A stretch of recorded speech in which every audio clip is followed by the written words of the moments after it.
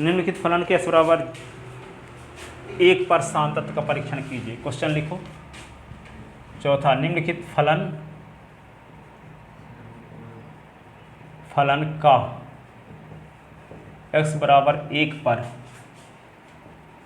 सांतत्व का परीक्षण कीजिए। क्या है? f(x) बराबर ये दिया है x² - 1/s - 1 जब s ≠ 1 और 2 जब s = 1।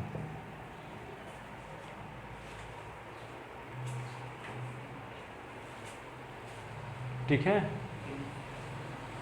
तो इस फलन का s बराबर 1 पर सांतत्व का परीक्षण करना है। तो देखो कैसे करोगे। ये क्वेश्चन भी कई साल आ चुका है एमपी बोर्ड, सीबीएसई बोर्ड में। अब इसको क्या करेंगे, लेफ्ट हैंड लिमिट निकालते हैं। क्या करें, लिमिट s टेंड टू 1 लिख के माइनस लगाएंगे। वहाँ 0 लिख के माइनस लगाया करते थे क्योंकि 0 पर सांतत्व का परीक्षण करना रहता था। यहाँ अब 1 पर करना है। तो यहाँ पे क्या होगा, जब 1 से बहुत छोटी राशि घटा देंगे तो इसका मान 1 के बराबर रहेगा कि नहीं रहेगा? s का मान 1 के बराबर नहीं रहेगा। जब s का मान 1 के बराबर नहीं रहेगा तो fs के स्थान पे इसका उपयोग करेंगे, x² - 1/s - 1। अगले स्टेप में क्या लिखेंगे, limit s tend to 1 - h। जहाँ x है वहाँ क्या लिख दोगे, 1 - h। तो क्या होगा, 1 - h का स्क्वायर -1 और 1 - h -1, ये 1 - 1 कट गया, क्या बच गया, limit s tend to 0। a - b के होल स्क्वायर का फार्मूला 1 का square -2 into 1 into h plus h का square -1 upon -h, limit s tend to 0। 1 - 2h plus h square -1 बटे -h। 1 - h 1 कट गया, 1 - 1 कट गया, क्या बचा, limit s tend to 0 h square -2h upon -h। नहीं समझ में आई बात? कौन 0? जब s के स्थान पे 1 - h लिखोगे तो किस पॉइंट पर लेफ्ट हैंड लिमिट निकालने जा रहे हो 1 पॉइंट पर ना, तो 1 रखो यहाँ। तो 1 - 1 टेंड टू -h, तो 0 टेंड टू -h, तो -h tend to 0, s tend to -0, तो s टेंड टू 0। ठीक है। तो क्या होगा, ये इससे ऊपर से h कॉमन ले लो, तो लिमिट s टेंड टू 0, तो h कॉमन लेंगे तो क्या बचेगा, h - 2 अपान -h, तो h से h कट गया, उभयनिष्ठ गुणनखंड कट गया। अब h के स्थान पे 0 रखो, तो 0 - 2 अपान -1, तो -2 आ जाएगा left hand limit. h common लिए तो h कट गया, तो h - 2 अपान -1 बचा, h के स्थान पे s टेंड टू 0 रख दिए, तो 0 - 2 अपान -1, तो -2 अपान -1 तो 2, लेफ्ट हैंड लिमिट आ गया 2। अब क्या निकालेंगे, राइट हैंड लिमिट निकालेंगे।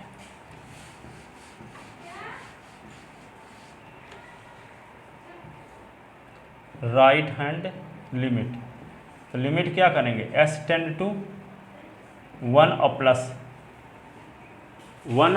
प्लस, इसका मतलब क्या हुआ, 1 में बहुत छोटी राशि जोड़ देंगे तो इसका मान 1 के बराबर रहेगा कि बराबर नहीं रहेगा,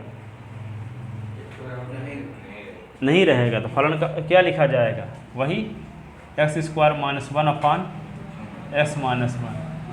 अगले स्टेप में क्या लिखेंगे, limit s tend to 1 plus h, जहाँ जहाँ s है वहाँ क्या लिख दो, 1 प्लस h का स्क्वायर -1 और 1 प्लस h -1, 1 - 1 कट गया, क्या हुआ, लिमिट s टेंड टू 0 होगा, 1 का square plus 2 into 1 into h plus h का स्क्वायर -1 अपान h, 1 - 1 कट गया, limit s tend to 0 2h plus h square upon h ऊपर से common, 2 + h upon h, 2 + h, 2 + 0 तो 2 आ गया। s बराबर 1 पर फलन का मान क्या दिया, क्वेश्चन में दिया है 2, तो f1 बराबर क्वेश्चन में दिया है 2 दिया, तो ये लेफ्ट हैंड लिमिट का मान आ गया 1, इसका नाम रख लो। ये राइट हैंड लिमिट का मान आ गया 1 2, ये समीकरण नंबर 3। लेफ्ट हैंड लिमिट का मान भी 2 आया था, राइट हैंड लिमिट का मान भी 2 आ गया, और दिया गया फलन का मान भी 2 क्वेश्चन में दिया है। देखो s का मान जब 1 रखोगे तो फलन का मान 2 है। अब ये नहीं है कि देखो यहाँ पे गलती अधिकांश लोग क्या कर देते हैं कि s बराबर 1 यहाँ रख देंगे, 1 का स्क्वायर -1 का 1 -1 तो 0/0 आ जाएगा। नॉन डिफाइंड क्वांटिटी क्वेश्चन में दिया है कि इसका मान 1 होने पर फंक्शन का मान 2 है, यहाँ से निकालने की ज़रूरत नहीं है। यहाँ ये तो फलन s का मान जब 1 के बराबर नहीं है तब के लिए है, यहाँ तो s का मान 1 है, ठीक है ना। अब s बराबर 1 के लिए फलन क्या रहा हम नहीं जानते, पर उस फलन का मान 2 आया है s बराबर 1 पर। अब हमें इसी चीज़ की ज़रूरत है। यहाँ हो सकता है कि s बराबर 1 के लिए फलन कुछ दूसरा रहा हो, और उस फलन में s के स्थान पे 1 रखा गया हो तो उसको सॉल्व करने से 2 आया रहा हो, लेकिन यहाँ पे क्या है s बराबर 1 पर फलन का मान 2 क्वेश्चन में दिया है। आपको मान की ज़रूरत है, फलन की ज़रूरत नहीं है।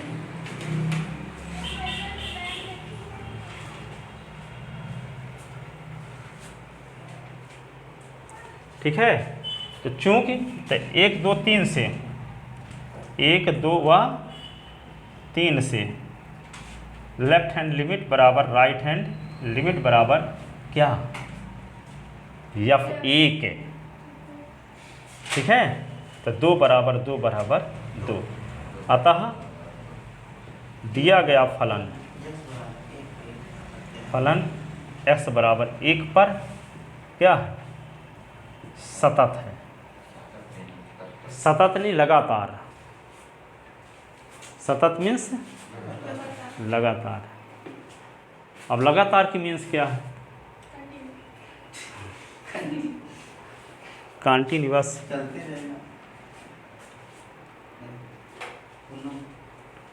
लगातार की मीनिंग आपको समझाते हैं। f(x) बराबर जैसे दिया है x² / x-2, ठीक है। तो यहाँ पे देखो कोई अंतराल मान लो दिया है क्या 1 और 4, तो 1 और 4 के बीच में कितनी संख्याएं होंगी, बहुत सारी संख्याएं, अनंत, 1 2 3 4, इनके बीच में भी तो बहुत हैं, 1.1 1.2, बहुत सारे नंबर। लेकिन 1 और 4 के बीच में एक नंबर 2 भी है कि नहीं, 2, ये 2 है तो 2s के स्थान पे रख दो। तो जैसे मान लो इसका निर्देशांक आपको निकालना है, तो s के स्थान पे 1 जब रखोगे तो क्या आएगा, 1 रख दोगे तो 1 का स्क्वायर -1 -2 तो 1/-1 तो -1 आ जाएगा, ठीक है। अब s का मान जब 3 रखोगे तो कुछ आएगा, s का मान 4 रखोगे तो कुछ आएगा, तो आपको बिंदु मिलते जाएंगे, ठीक है। एक तो बिंदु तो मिल गया क्या 1 -1, फिर 2 रखोगे तो कुछ 1 और कुछ मिलेगा, लेकिन 2 जब रखोगे तो 2 के संगत फलन का मान क्या आएगा, 2 का स्क्वायर बटे 2 -2 तो 4/0, तो ये f2 बराबर इन्फिनिटी नहीं आया। एक ठो निर्देशांक तो 2 इन्फिनिटी भी होगा, एक ठो निर्देशांक 2 इन्फिनिटी होगा कि नहीं होगा। अब कोई आपसे कहे कि संख्या रेखा में 2 इन्फिनिटी को दर्शाओ, तो संख्या रेखा में चलो ये संख्या रेखा हो गई, तो मूल बिंदु से 2 इकाई की दूरी पर गए, सुनो 2 इन्फिनिटी को संख्या रेखा में दर्शा सकते हो। तो जैसे मान लो ये 1 होगा, ये 2 हो गए, s की दिशा में 2, अब y की दिशा में इन्फिनिटी, 5 होता तो 5 खाना ऊपर जाते, 10 होता 10 खाना ऊपर जाते, 25 तो 25 खाना ऊपर जाते, अब इन्फिनिटी है, ठीक है। तो कहने का मतलब उस पॉइंट को आप ढूंढ ही नहीं पाओगे ग्राफ में। तो जैसे मान लेते हैं कि किसी फंक्शन का मान लो वक्र ऐसे बनता गया, पर जब 2 से इन्फिनिटी आया तो यहाँ से एक रिक्त स्थान बन गया। कहने का मतलब ये कि 1.1 के संगत भी फलन का कुछ मान रहा होगा, क्योंकि इन्फिनिटी नहीं आएगा। 1.2 के संगत भी फलन का मान कुछ रहा होगा, 1.3 के संगत भी फलन का मान कुछ रहा होगा। तो हर एक बिंदु के संगत फलन का मान कुछ रहेगा तो उसको हम ग्राफ में दर्शा सकते हैं ऐसे। लेकिन जब बारी आएगी 2 की तो 2 के संगत फलन का मान होगा अनंत। तो यहाँ कटा हुआ वक्र प्राप्त होगा, लगातार बिंदु नहीं आएंगे, फिर यहाँ 2 के बाद फिर से बिंदु मिलना शुरू हो जाएंगे। पर लेकिन 2 के संगत है फलन का मान इन्फिनिटी होने की वजह से ऐसा कोई पॉइंट ही नहीं मिलेगा, तो यहाँ रिक्त ना हो जाएगा। पेन को जब खींचना शुरू करोगे तो यहाँ उठाना पड़ेगा पेन को, फिर यहाँ से खींचोगे तो लगातार तो नहीं है, ये वक्र है, लगातार नहीं है, कटा हुआ वक्र है, सतत नहीं है। सतत का मतलब लगातार वक्र प्राप्त नहीं होगा।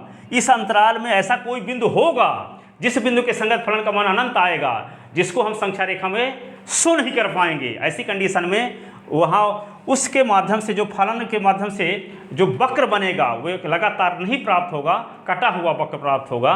इसलिए कहते हैं कि दिया गया फलन उस पॉइंट पर असतत है। ठीक है, सतत नहीं है, लगातार नहीं है। ठीक है, ठीक है, हो गया, जाओ।